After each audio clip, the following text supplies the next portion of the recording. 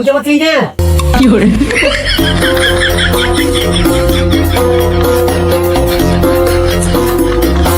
তো বল্টু, তোমার রেজাল্টটা তো দেখলাম, তোমার রেজাল্টটা খুব ভালো। রফিকুল, সুন্দরপুর এই দীঘা অফিসটা দেখে একটু। ঠিক আছে স্যার। স্যার, আমাদের কোম্পানির জন্য একটা সহজ প্রশ্ন আছে। স্যার আমি বুঝতে পারি একটু? হ্যাঁ হ্যাঁ, বসুন। হ্যাঁ, তো স্যার কি প্রশ্ন বলেন? পৃথিবীর সবচেয়ে দ্রুত গামী জিনিস কি? नहीं नहीं नहीं नहीं सारुण के यहाँ कुछ तो गड़बड़ है।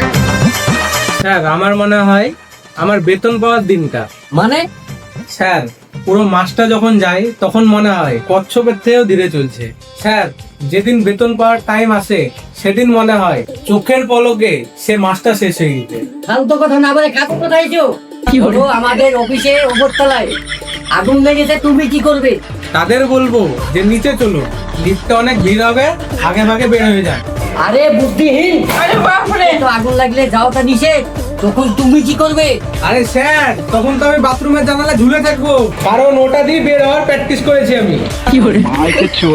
তুমি কি পাগল?